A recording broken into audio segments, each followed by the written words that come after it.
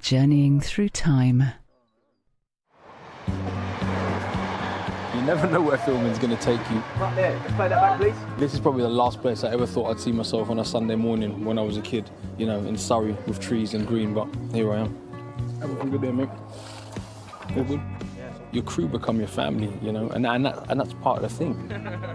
I have not grown up with a family, so you know, I guess I'm always kind of looking for that in a weird way. Award-winning actor Noel Clarke has worked in film and television for over 20 years. I'm doing the job that I wanted to do when I was 5 or 6 years old. I'm proud of that. He's also a force behind the camera, taking on roles as writer, director and producer.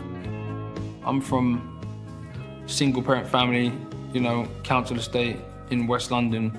I'm not supposed to be sitting here.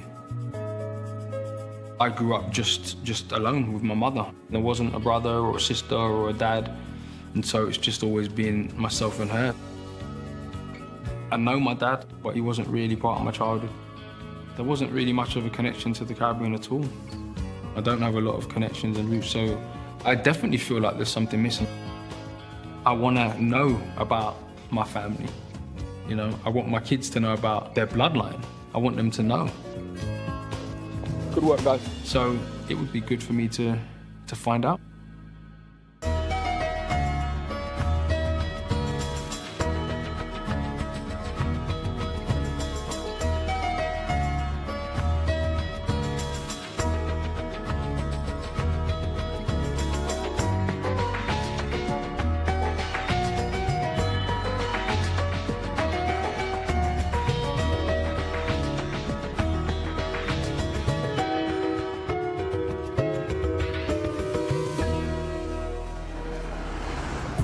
I grew up in West London. I never lived out of a sort of 3-mile radius. And it was, when I grew up there, it was a pretty rough area. But when you're growing up there, it's just, you're just part of it. I just felt safe. Noel is starting his search by visiting his mother, Gemma, Yeah, Mum. to see what she can share with him about their family history. My mum is really important to me. She had to work really hard. She was a nurse to raise me on her own and have me turn out, I guess, half decent. I think I'm all right. Hi, son. How are you doing? All right. Was no mean feat. Nice to see you. Yeah, you too. Gemma still lives in the flat where Noel grew up. Are you ready to show me some stuff? Yes, son. All right. How did we end up stranded on this cold island? You know? What made you want to leave your home, to leave Trinidad and come to England? I have a friend, and she told me, oh, Gemma, I applied to a hospital to go to England to do nursing. And I said to her, can you give me the address? And she gave me the address, and I apply, and I get through, and she didn't get through. Are you still friends with her? Yeah. Good. I come here was to better myself, son. You did a very good job. That's the nurses. That was our group. I'm liking the afro, man. Was that the style? Yeah. I like my afro, man, too. Is that me? Yeah. I remember, like, I was going to school on my own from 7 years. And sometimes if you had to work late shift, I'd come home and you would have all my snacks laid out. Yeah. And don't open the door for anyone, put the chain on. Yeah. And I would just sort of sit here and play with my toys or watch television or watch films and stuff like that until you came home. Yeah. But that was what you did back then. And every weekend, we used to have our weekend. Yeah. You used to take me to theatre shows and cinemas at a very young age. Mm-hmm. So how does my childhood here compare to what it was like in Trinidad for you? I think my childhood in Trinidad was better than yours. We were free. Yeah. We used to play hopscotch, Yeah. play rounders, play cricket. We used to do lots of A lot things. of Girls used to do what the boys used to do. Right. Also. Where exactly did you grow up? I grew up with my grandmother Yeah. in Orangefield Road, Carapichaima. Carapichaima? Yeah. In Trinidad? Trinidad. That's me when I was 6 months old. That's you? As a baby, yes. I grew up with my grandmother, and I thought she was my mother. What was her name? Elizabeth a Diana Clarke. Okay. So my great-grandmother. Why were you living with your grandmother? I don't know the reason, but I was with my grandmother, and I know my mother used to come and see me. So who did you think your mother was? When my mother used to come around, we used to say, hello, Auntie Edna. What was her name? Edna Naomi Clarke. So you grew up with your grandmother and thought your mother was your aunt? Yes. And then Edna tell me that she's my mother. Did she do it like EastEnders? I'm your mother! No. She came as someone, she take me, and she never took me back. And I stayed with her. I think I was 11 years. This is my mother when she was young. That's And grandma. cute, yes. She was Edna Naomi Clarke. How come I'm only hearing about all this stuff now? Well, you never asked. So I'm just telling you about it now. What was great-grandma like? She was easygoing. So where'd you get the strictness from? From Granny? From Edna? No, I wasn't strict with you. You got lots of leeways. Man. You got lots of It's amazing leeways. how parents remember it, isn't it? So if I want to really know about the family, I should probably start with great-grandma Elizabeth. Yes, that's a good place to start. Noel's mother, Gemma, grew up in Trinidad, raised for the first 11 years of her life not by her mother, Edna Naomi, but by her grandmother, Elizabeth Edina. Elizabeth's husband, Noel's great-grandfather, was William Woods Clarke. To find out more about this line of the family, Noel has come to Trinidad, his first visit in 25 years.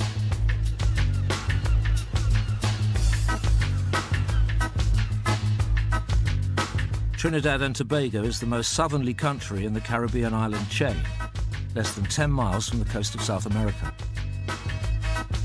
Elizabeth and William lived in Carapachima, in central Trinidad. So nice. They're sweet? Yeah, sweet like sugar. For over 100 years, the sugar from this area was the mainstay of Trinidad's economy.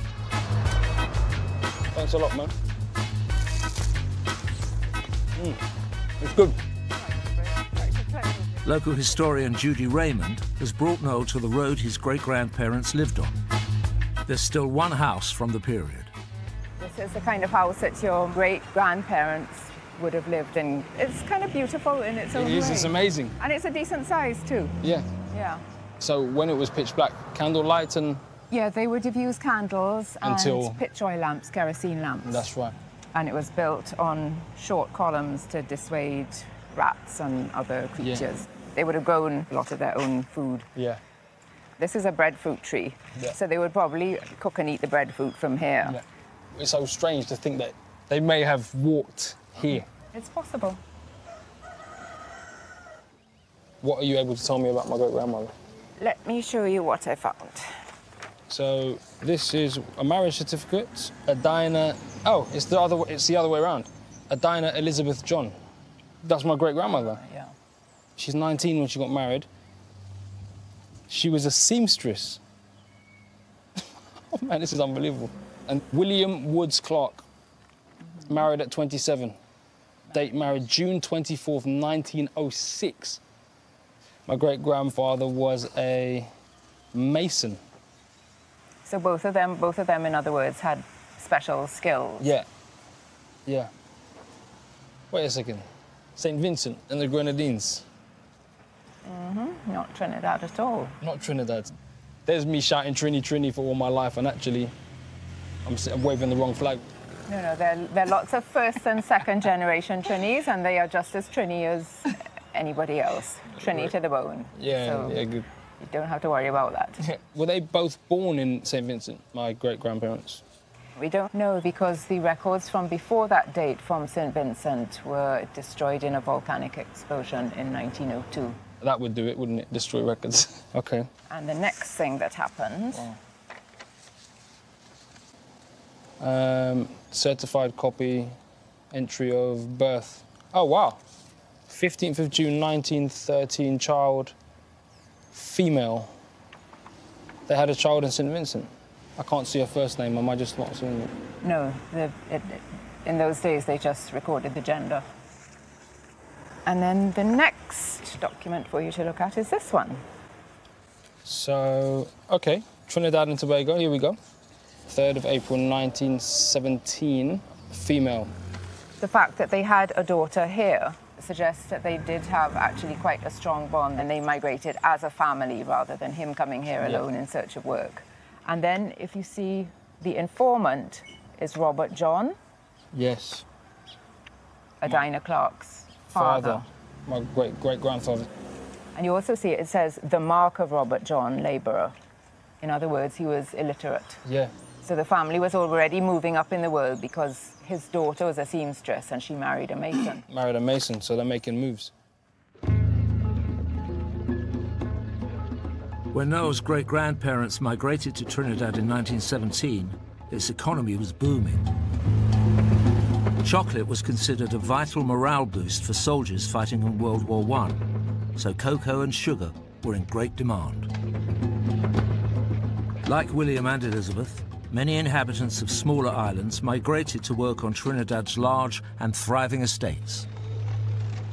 Each estate would have a mason, a carpenter, and so on, who would carry out the skilled work that was needed to maintain the buildings and the equipment. With great-grandfather doing his masonry, was great-grandma working as well, making clothes, or what do you think she was doing? Well, I mean, obviously, I can tell you one thing she was doing. She loved it, did she? Clearly. Great-grandma, I know what you were up to. This is another daughter. She's born 25th of October, 1919. That's not my grandmother either. How many more of these is it? Wow, it's 22nd. This is my grandmother, I think. 22nd of June, 1921. Yeah, this is my grandmother. And that's it. That's it. So my grandmother was the youngest of 4 children. Yes, exactly. I did not know that. OK, I have one more document. Passenger list, 1923. So these are people going to the United States. OK. Which would have been... After my grandmother. Naomi was born. 2 years after she was born. Clarke Elizabeth, 32, female, married or single, W, widowed. What? So my great-grandfather's died. Yeah. Name and address of nearest relative, Mr. R. John, Pointe-Pierre, Trinidad. So that's her father. Final destination, New York. Why is she going to New York? Whether going to join a relative or friend, if so, what relative or friend? Sister, Brooklyn. So my great-grandmother in 1923 has gone to New York to stay with her sister. What about the kids? But does it say that the kids went with her? It doesn't say that. I can't imagine that she would just leave 4 children. But I'm sure if she did, she must have had a very good reason. Yeah.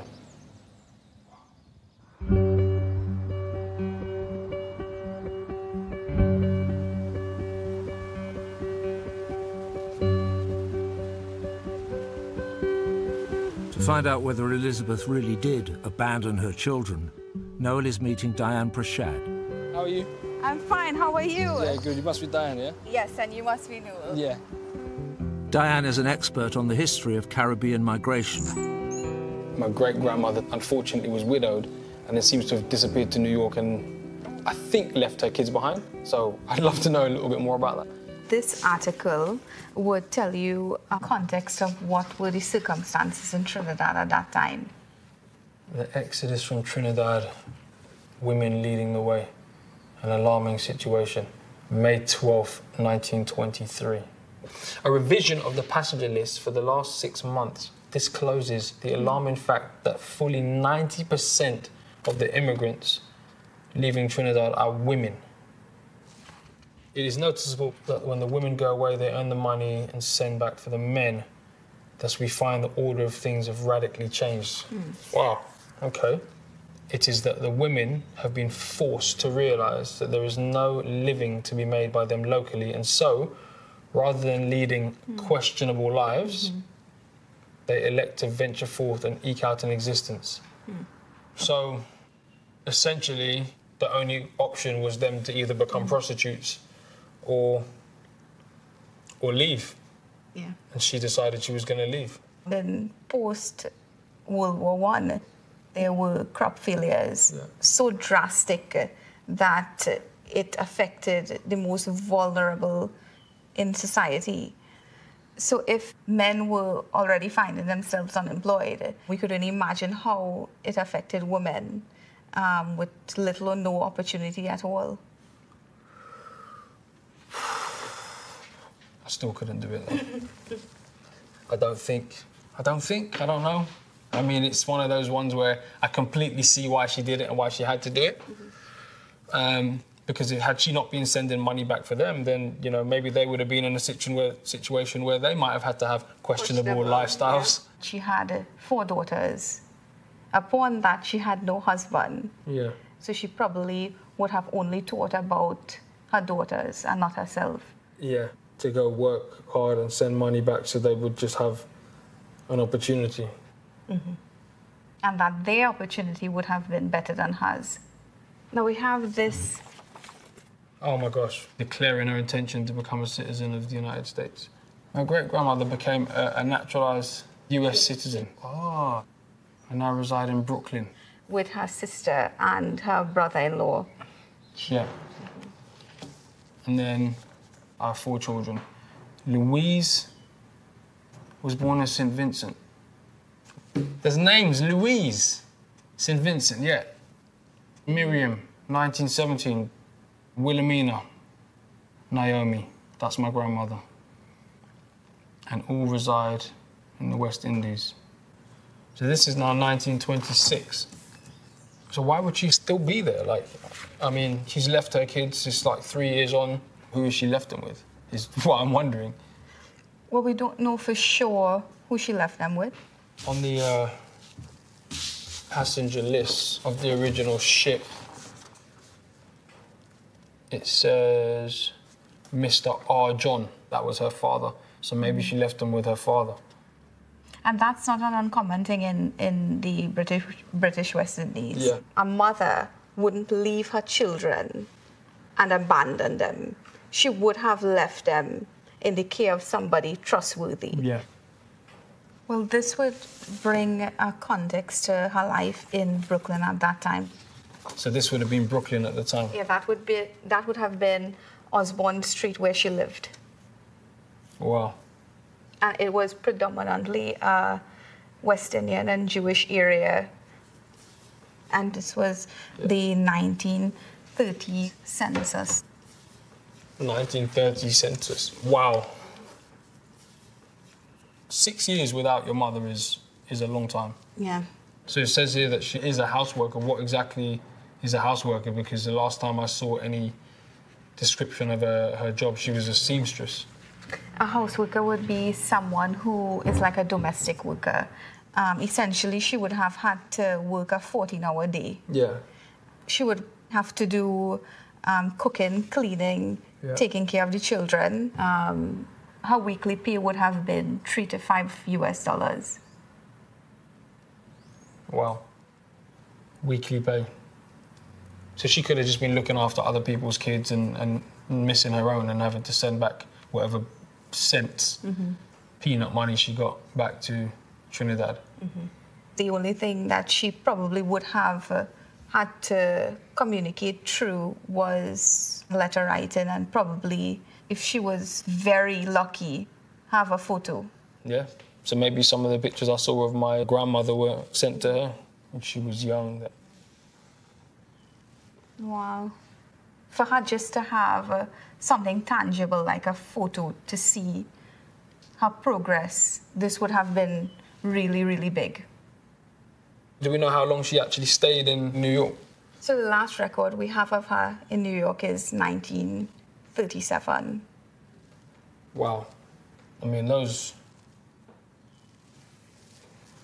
daughters would have grown up a lot in that time, obviously. Yeah. Essentially, she would have missed a big chunk of their childhood. By 1937, her Oldest would have been 24 and her youngest would have been 15. I mean, could I miss 15 years of my kids' lives?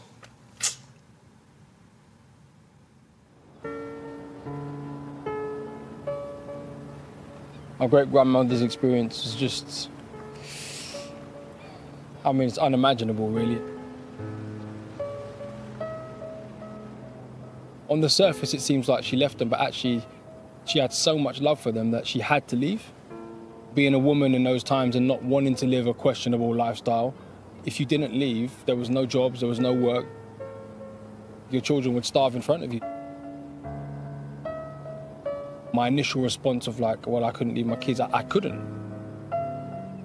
But she actually was braver in a way to sacrifice being with them. She didn't get to bring up her own kids, so she came back and brought up my mother, which is why my mother ended up growing up with a diner for a period of time. Heartbreaking.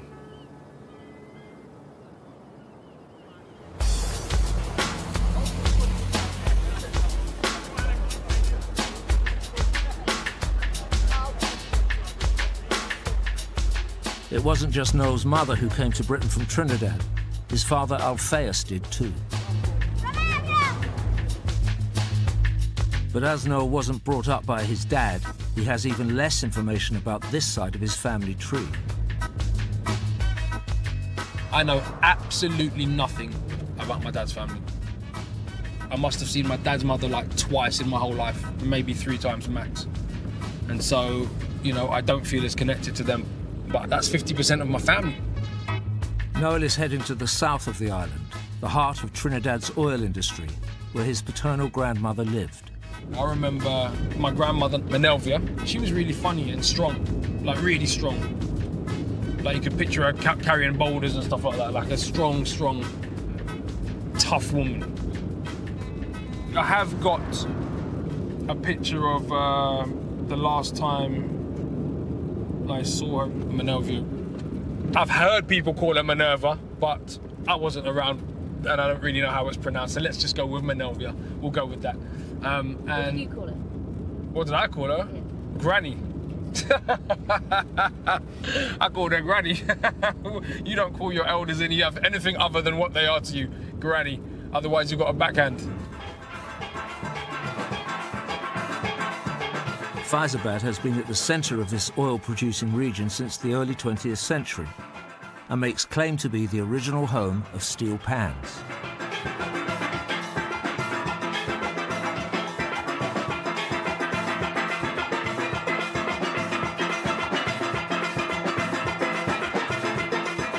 Now a feature of West Indian carnivals from Trinidad to Notting Hill, the oil drums turned instruments were first made by the early oil workers.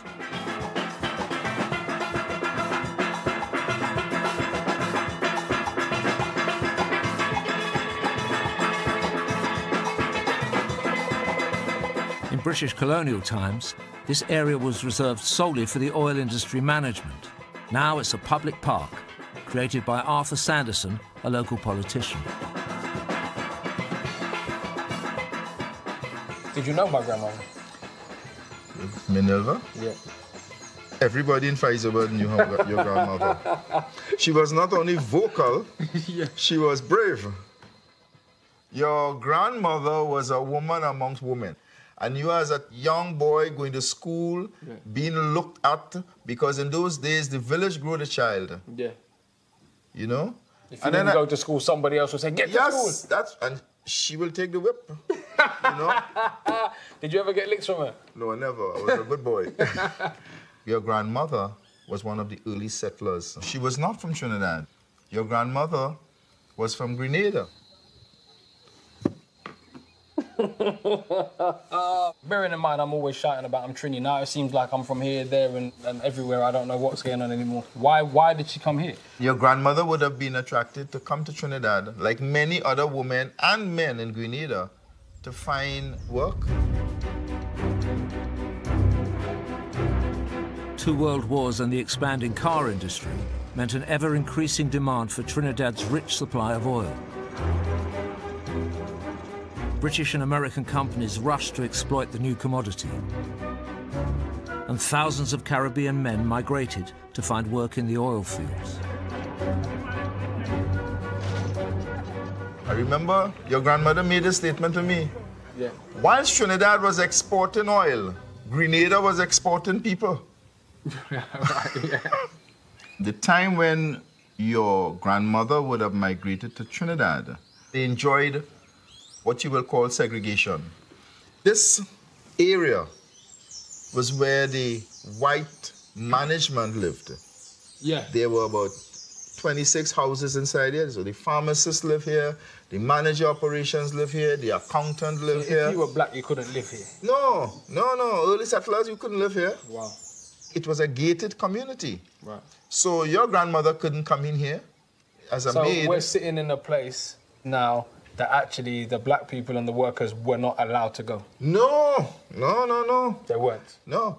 There was not an equitable distribution of the wealth within the communities. The money is not filtering down? No, it does not. So your grandmother coming to Trinidad fell into that system. When Manelvia came to Trinidad in the early 1940s, it was still under British colonial rule, and white British expats ran both the government and the industries. And profits flowed back into British coffers.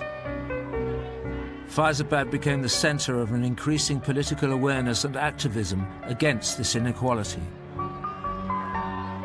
Calls for independence from Britain grew. Your grandmother, she was one of the early fighters that built this country. Simple people who were honest and loyal towards a new Trinidad and Tobago, a new life, a new nation. And your grandmother was one of those. Yes. Yeah. She was a very strong Baptist. Yes. And she associated her spirituality in a church that is not too far from here. Okay. So you should visit these areas. Yeah. Yeah, and get a feel of the soul of the community.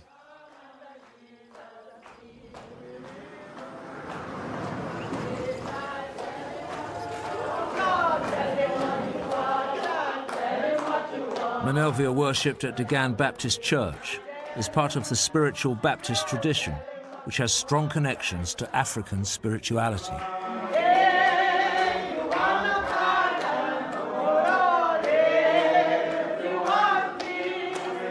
The racial tensions of Trinidad in the early 20th century led the British colonial authorities to ban this religion, making its practice illegal until 1951.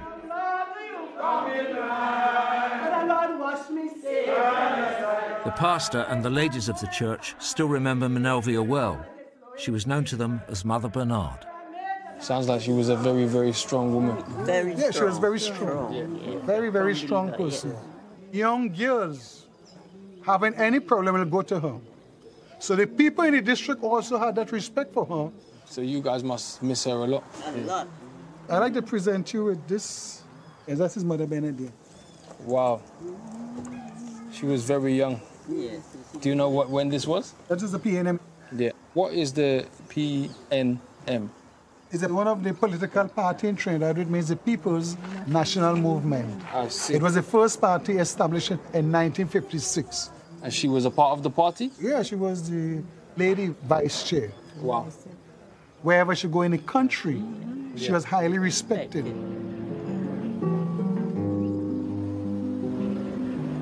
Manelvia was one of many women who were part of the People's National Movement. Led by the charismatic, Oxford-educated Eric Williams, it was one of the first parties to give black Trinidadians a political voice. A lifelong supporter of the party, in 1956, Manelvia saw the PNM win the general election. 6 years later, on the 31st of August 1962, as Prime Minister of the newly independent state of Trinidad, Trinidad gained full independence from Britain.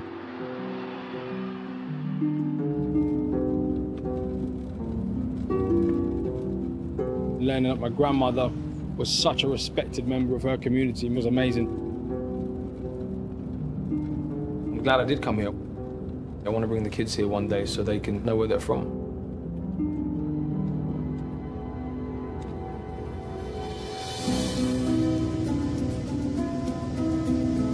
Noel has found out he has roots on more than one Caribbean island.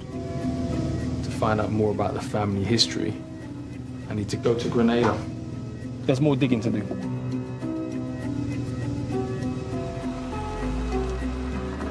He's going to meet someone who he hopes will be able to tell him more. Menelvia's son Telfer, a 77-year-old uncle he has never met. I've heard he's sort of like some sort of Crocodile Dundee type, Indiana Jones type strange man who rows around the island and swims everywhere and lives on his own like a hermit. Hello. Uncle Telfer. Oh, I'm good. Well, yeah, man, I'm good. It's good to meet you after all these years. Really and truly, I am very delighted to meet you. You too, man. What was it like growing up here when you were small? Well, you see, I had to grow up with my grandmother, and I had a good life because being the only child in the house, I was free to do almost anything. Yeah. But my thing was the sea. Yeah. So at night, when my grandmother was sleeping, I would come out of the house and I would haul the boat down into the sea. And just go on a little journey. Yeah. When she wake up, I am there. Yeah. And she doesn't even know that you left. My mother, who was from Clarke. So my grandmother, yeah, is from Clarke. She's from Clarke. So, I'm not surprised by that. Yeah. I thought I was a pure Trini, but it turns out I'm from every other island except Trinidad, really.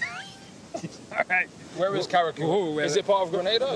It's not about 70 miles away. It was over there, yeah? It's beyond them, yes. You see the weather is hazy. If the weather was clear, you would see Clarke. What do you know about the family that you can tell me? My mother was a Bido. Yeah. We pronounce it Bido. B-E-D-E-A-U, Bido. I don't know if you will be going to Clarke, but that's the headquarters of the Bido family. Menelvia's father, I was told, was called Maxman. So he was your great-grandfather. Yeah. Maxman Bido. Yeah. Sounds like a superhero. Yeah. And his father, I understand, was a sea captain. His father was Cardo. So my great-great-grandfather, Yeah. Cardo Bido? Yeah. Cardo. Yeah, he was the sea captain that got lost in a hurricane in 1921. They took cargo in Trinidad for somewhere up the islands.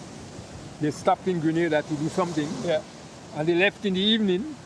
And the same night, there was this hurricane. Nobody's seen them since 1921. 1921. Yeah. Okay. Most of the Clarke men used to be shipwrights and sailors. Yeah. Hardly anything else. Is that maybe that's where you got it from? Just see. Yeah, I have it in my blood. So let me work this out. Menelvia's father was Maximum, and Maximum's father was Cardo. Cardo. And do you know anything about Cardo's mother or father? Does it go further? Do you know further? Well, I hear about Benjamin. Benjamin. Who, if he was Cardo's father or what he was. So he was to be a Bido as well, Benjamin Bido. Senior to them, yeah. So, you think if I want to know more about the family history, you think I should probably go to Clarke?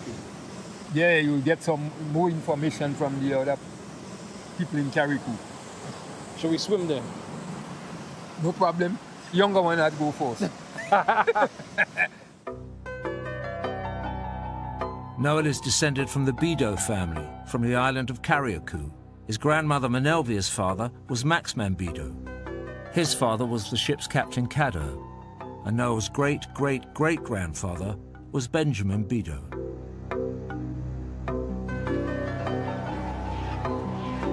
Noel's leaving the main island of Grenada and travelling north, across the waters that so many generations of the Bido family would have sailed.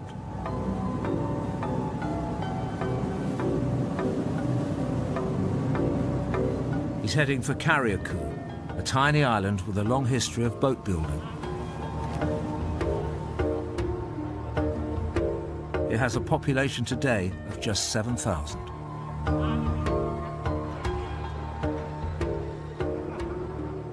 He's meeting a historian from the University of the West Indies, Nicole Philip Dow. So, my uncles told me about Carriacou. I'll be honest, I never heard of it before. Right. And that my family comes from here, so I would love to know a little bit more about the place and what you know about my family. Okay. I've managed to find this document, so you can have a look at it. Yep. Baptisms. Baptisms. Wait a second, let me just... Oh my goodness. Benjamin Biddo. So this is from here. He's born in Carriacou. Yes, he's born in Carriacou. Parents Mary and Glasgow. Wow. 1848. That's unbelievable. Have a look at this document. Oh my goodness. Yes, it's an old one. The annual return of the increase and decrease of slaves in Harvey Vale Estate in the island of Carriacou in the year 1821. Okay. Oh, I see here. Glasgow. Age, 1 month. 1 month. Okay, so what is this? This is 4 times. This is great grandfather. Glasgow was born into slavery. Yes, born into slavery in Carriacou. The planters had to give a record or a statement of the slaves that they owned each year. Yeah. So they had to state how many slaves increased, whether by birth or whether they bought any slaves. Yeah. So that's why it's written like this in the records. And this is 1821. 1821. I mean, you know, the thing is, kind of being, you know, well, not kind of, being black, I thought that this might end up here at some point, but it's still crazy to think that it's still crazy to see it, you know, in real time. Yeah.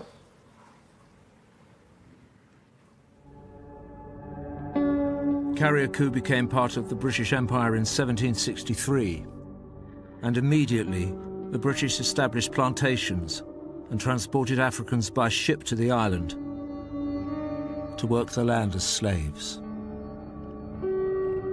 Within just 60 years of British control, Carriacou's slave population numbered almost 4,000.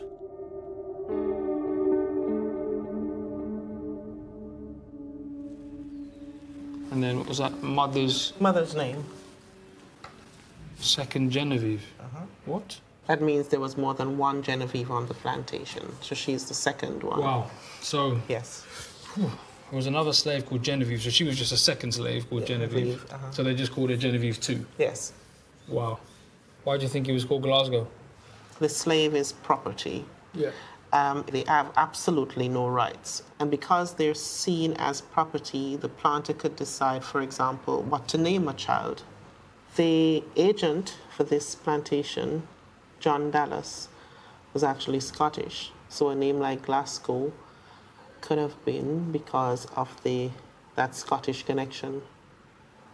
Do we know anything about his father? No. The slave records don't show fathers' names. The only thing that goes on the records is the mother's name. Would you like to see a map of the Carriacou in 1832? Sure. Can you find... you found Harvey Vale. The entire island would have been carved up, as you notice, with different plantations. Harvey Vale is a cotton estate. Would you like to know a little bit about what life would have been like?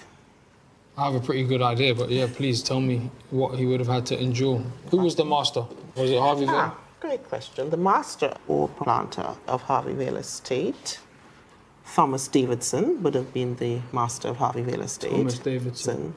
They were absentee planters, which basically meant that he lived... controlled it from afar. Right. He lived in England. Right. And they lived in Brunswick Square in London. Brunswick Square in London. Just north of Soho. Yeah. Right. Yeah. Wow. I'm around that area all the time. So they were I might go look for them. absentee planters. So they were cowards, basically. Well, they got their wealth out of the Caribbean, but didn't necessarily But never live. wanted to see the dirty work. Didn't necessarily live here, no. He would have an agent who's working, doing the day-to-day running of the agent? estates. John Dallas. Yeah. We have some very unfortunate stories about John Dallas. Oh, really? Yes. He was one of the bad ones, was he? Unfortunately. Yeah. This was done by a sociologist. Yeah. And it's oral testimony of the treatment that slaves received. Yeah. Stories circulate about one particularly cruel master, John Dallas. In those days, a white man in the Harvey Vale was beating them so much, they used to put a woman that have big belly, dig a hole and put the woman leg down, belly inside the hole, and then beat them until they make the child.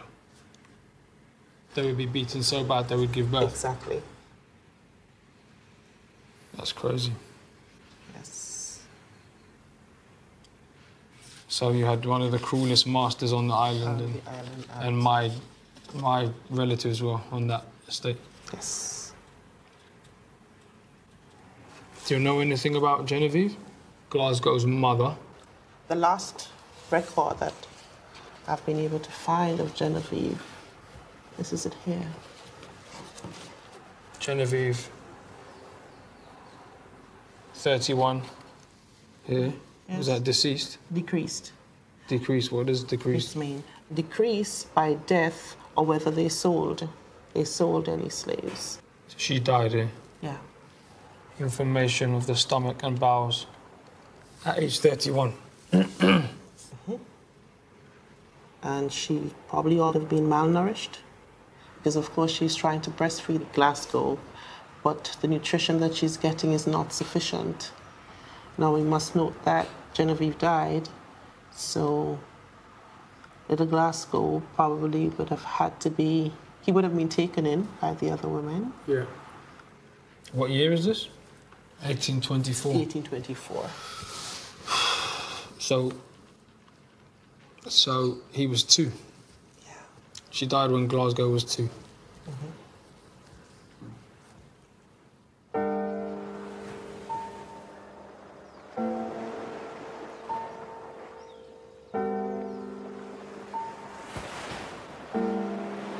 I almost can see them now.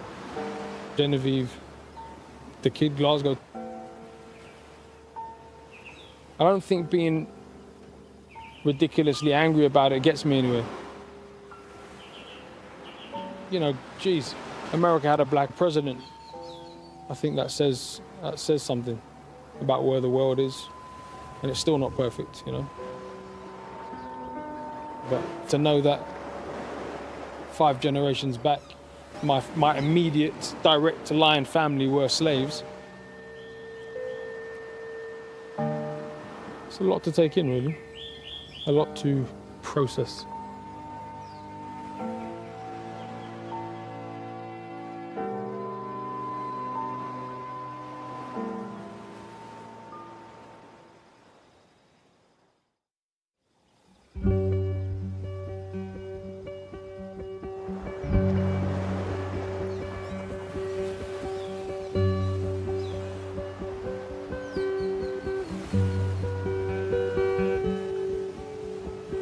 I know that without Genevieve and Glasgow, I wouldn't be here.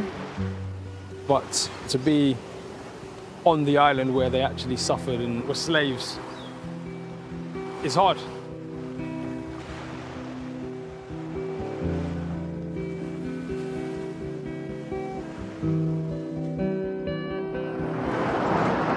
To find out more about Glasgow's life on Carriacou, Noel has arranged to meet local researcher Curtis Jacobs. So, I'm understanding that my 4 times great-grandfather was a slave around here in this area. His mother was Genevieve, and she died when he was 2. His name was Glasgow. Can you tell me a little bit more about him? Yes. Well, first I would like to show you this document. Between Adam Reed Planter and his lawful wife, Eliza Reed, of one part, and Glasgow, Bidu, and John Ovid of the other part, for the absolute sale thereof at or for the price or sum of £13 and 4 shillings. This is like gibberish. There's no no punctuation. It's or legalese. Legalese. Yes. Nonsensies. A certain lot, piece or parcel of land situate lying and being a part or position of the cotton plantation or estate called Endeavour. It sounds like Glasgow, my 4-time great-grandfather was either being sold to the Endeavour estate, or actually he was purchasing a piece of land on the Endeavour estate. Well, by 1844, the date of which that deed is executed, slavery was abolished, so there was no such thing about buying and selling of human beings. So they were buying land? Yes, they were buying land. Wow. That is something. Where was the Endeavour estate? Okay. So he lived and worked here at Harveyvale until 1840s when he purchased the property. Right, wow. And Endeavour is up here, this way. Oh yeah, wow. Yeah. Yes, you see it has a border, with Harveyvale. And so, where is the land they bought? We are on it now. This is it? Yes. Shut up. Yeah, we are on it.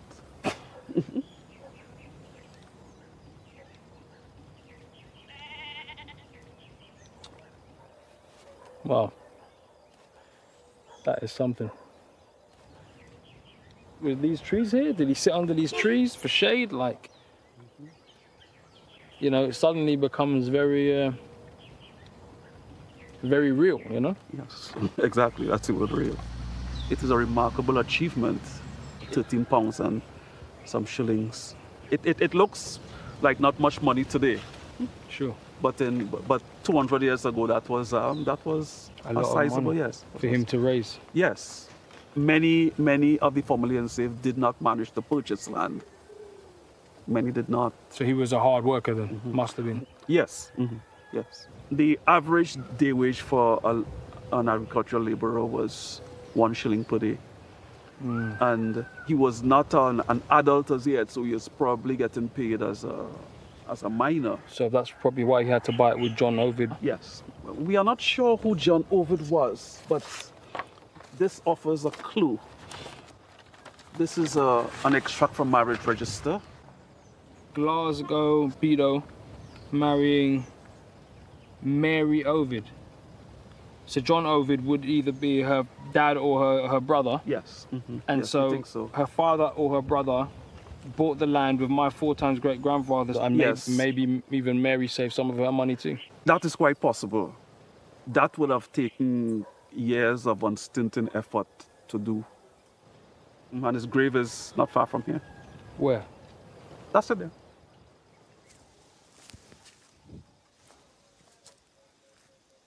It's a pretty fancy grave.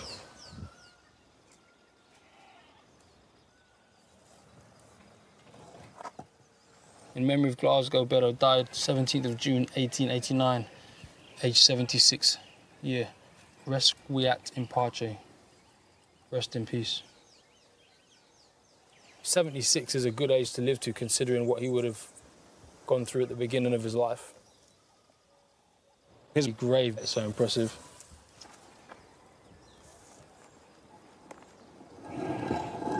It goes all the way back, doesn't it? Maxman and Cardo and Benjamin, and getting to Glasgow, who clearly worked hard. And his mother, Genevieve, you know, without that, then there is no us standing here, really. And the countless lines before that we can't trace because they were treated like cattle. You know, it's always interesting when I see this show when they trace people back to 1066 or whatever like that. Well, yeah, of course, you know, that makes sense because, you know, probably at no point you were bunched in a ship and no one cared if you died or not. You know, and that's the difference. So even getting this far back, I think is pretty impressive.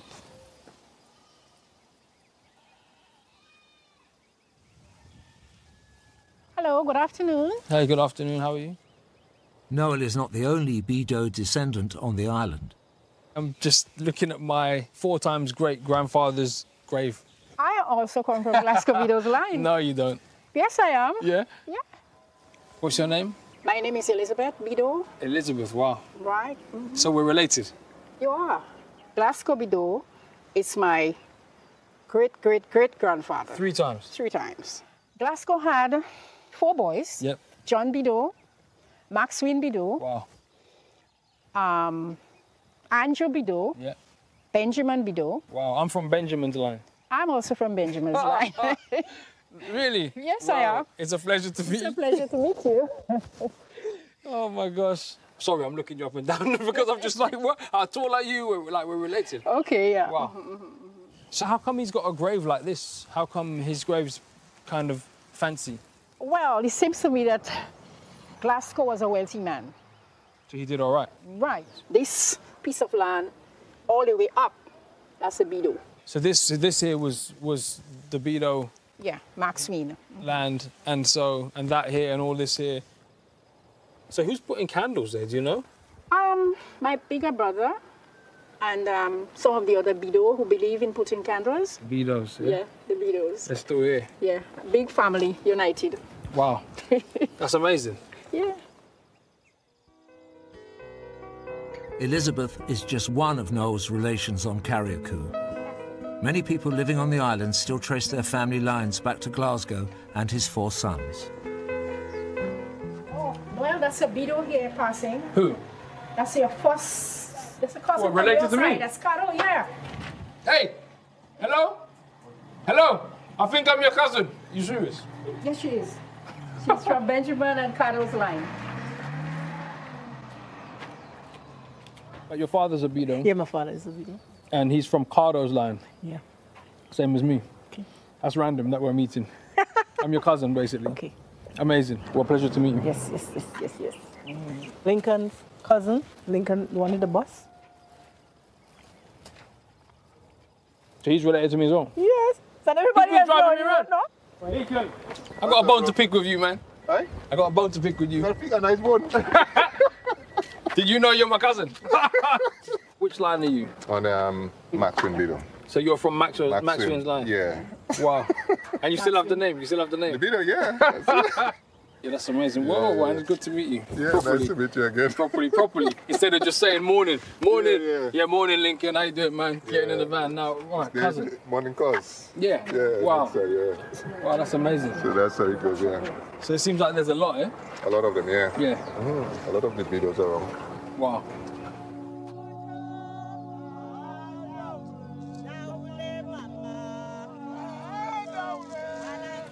For hundreds of years, Carriacou has been home to a music tradition called the Big Drum.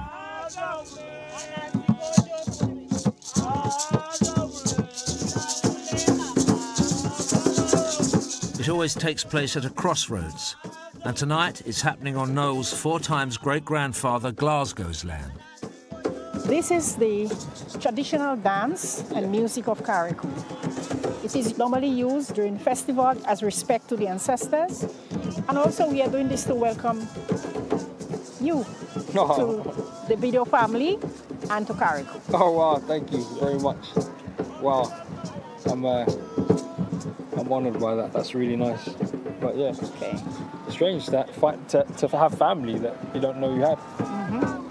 The complete opposite of everything I've ever known. Well, thank you very much. Thank you very much indeed. Noel has been invited to take part in the ritual that opens the dance. Rum is used to wet the ground as an invitation to ancestors to join the festivities. Because Carriacou's population has remained so small and unchanged, many of its traditions have survived since Africans were first brought to the island. Historian Nicole Philip Dow is on hand to explain how, through the music, Noel can trace his roots back beyond even Glasgow and Genevieve. Through music and dance and song, the slaves were able to keep that part of their heritage alive, and the planters could not take away that from them. And that is what has passed from one generation to the other. Wow. And what they basically did was to keep it in what we call like nations. Yeah. So that a nation is like an ethnic group that comes out of Africa. Yeah. So each nation will have their dance and their way way of linking back to the past. Wow. So was this the Bido dance? So your nation would have come from the Coromantee or the Akan people out of Ghana on the west coast of Africa. Wow. Yes. Wow. Yes, so that's your lineage. Wow. Yeah. That's amazing. Yes, it is.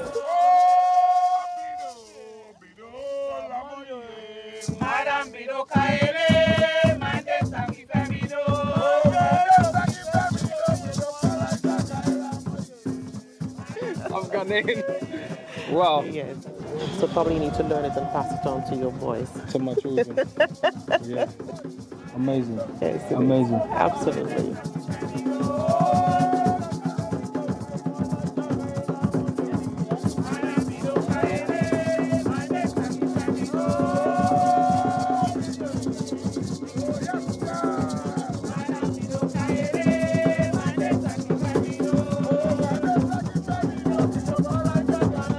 Once my family, it gets into slavery, there's only so far you can go before they're nothing. They're considered nothing. They were no one. Genevieve, we can't even find their last name. But this song, it goes all the way back through all the hardship and the persecution and the disgusting treatment. This song, through a family line, goes all the way back to Ghana, before they were enslaved. Glasgow,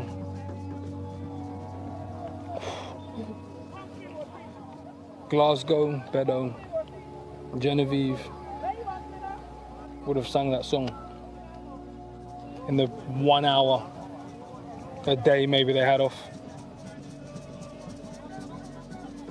They would have sung that song, and then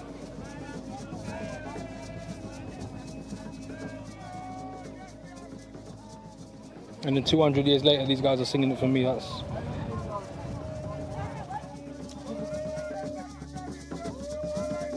It's like the universe has kind of gone, oh, you didn't have anything or anyone from that family, here you go. There's everything you missed for all your life.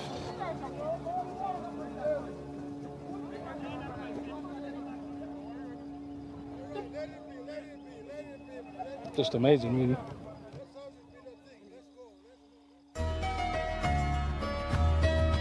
You might know her better as Donna from EastEnders.